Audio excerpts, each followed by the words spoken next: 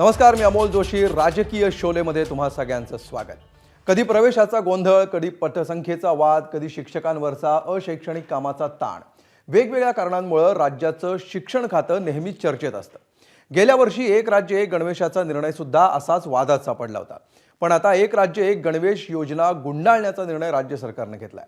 त्यावरून माजी शालेय शिक्षण मंत्री दीपक केसरकर कमालीचे नाराज झालेत आणि त्यानंतर वाद पेटलाय तो केसरकर आणि आदित्य ठाकरे यांच्यामध्ये. पाहूया राजकीय शोलेमधला हा स्पेशल रिपोर्ट.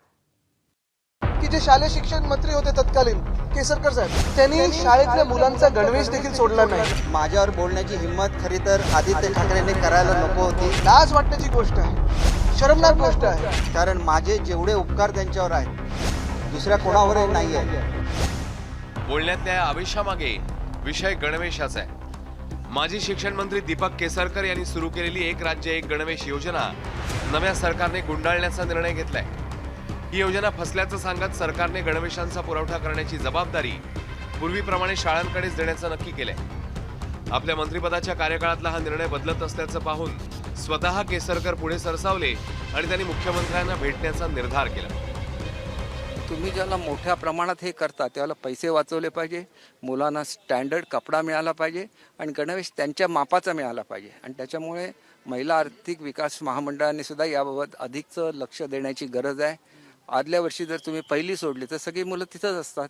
त्यांचं जर आदल्या वर्षी तुम्ही मापं घेतली तर त्यांना करेक्ट मापाचे गणवेश शिवून मिळू शकतात. आणि त्याच्यामुळे निश्चितपणे हा केलेला बदल चुकीचा आहे असं माझं माजी शिक्षण मंत्री म्हणून मत आहे. मी माझं मत निश्चितपणे मुख्यमंत्री आणि उपमुख्यमंत्री महोदयांना सांगेन. त्यानंतर या प्रकरणात एंट्री झाली आदित्य ठाकरेंची. सरकार योजना रद्द करत असेल तर त्यात घोटाळा नेमका कुठे आणि कसा झाला याची चौकशी व्हावी अशी मागणी त्यांनी केली आहे. शिवाय माजी मंत्री दीपक केसरकरांवर थेट गणवेशातली मलाई खाल्ल्याचा आरोप केलाय. जे आधी शालेय शिक्षण मंत्री होते त्यांच्यावर चौकशी होणार आहे का? कारण भ्रष्टाचार आहे की नाही हा एक विषय चौकशीत आला पाहिजे. पण अनियमितता जरूर झालेली आहे. मग ही फायनान्शियल आहे की ॲडमिनिस्ट्रेटिव्ह आहे, ह्याच्यावर जो काही बारकाईने अभ्यास होईल तो लोकांसमोर येणं गरजेचं आहे. कारण तुम्ही हा विषय लक्षात घ्या की जे शालेय शिक्षण मंत्री होते तत्कालीन केसरकर साहेब, त्यांनी शाळेतल्या मुलांचा गणवेश देखील सोडला नाही. त्याच्यातली देखील मलाई करण्याचा प्रयत्न केला. आणि हे अतिशय लाज वाटण्याची गोष्ट आहे, शरमनाक गोष्ट आहे. आणि ह्याच्यावर मला वाटतं कारवाई होणं गरजेची आहे.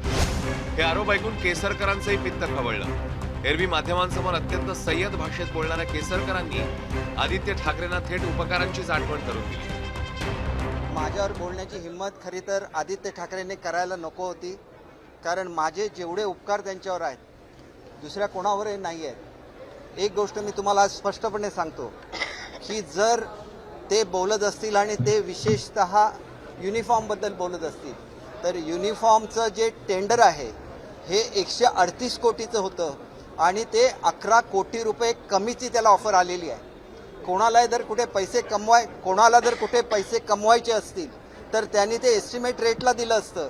मी महाराष्ट्रातल्या जनतेचा विचार करतो. माझ्या दृष्टीने मुलं प्रिय आहेत. आता केसरकरांनी आदित्य ठाकरेंवर नेमके काय उपकार केले हा प्रश्न ओघाने आलाच, तर त्याचाही सविस्तर खुलासा केसरकरांनी करून टाकलाय. आज जी शिवसेना तळागाळाला जाते ह्याला एकमेव कारण आदित्य ठाकरे आहेत. कारण मी स्वतः हे बोललो नसतो कधी, परंतु मी ज्या वेळेला प्रधानमंत्र्यांची आणि प्रधानमंत्री महोदयांची आणि उद्धव साहेबांची गाठ घालून दिली, सातत्याने आम्ही फोनवर बोलायचो. त्याला उद्धव साहेब मला सांगायचे की जरा वेळ थांबा, आदित्य समोर आहे, आपण नंतर बोलूया. म्हणजे त्यांना मनापासून वाटत होतं की आपण हिंदुत्व बरोबर राहावं. त्यांची मनापासूनची इच्छा होती. आणि आदित्यची इच्छा काय होती? काँग्रेस बरोबर जाण्याची. कोणाबद्दल बोलताय? ज्या लोकांनी तुमच्यावर उपकार केले, ज्याला हे घडलं महाराष्ट्रामध्ये, तुम्ही काँग्रेस बरोबर गेला, त्याला पंतप्रधान महोदयांची भेट मी तुमची घडवून आणलेली आहे. तुम्हाला भेटायला स्वतः तयार नव्हते. सगळे उपकार विसरला.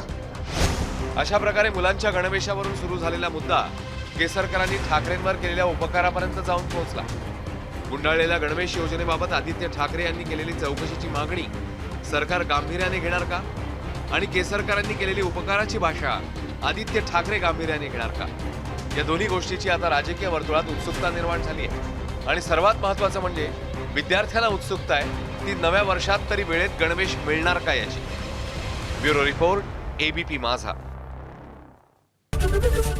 एबीपी माझा, उघडा डोळे बघा नीट.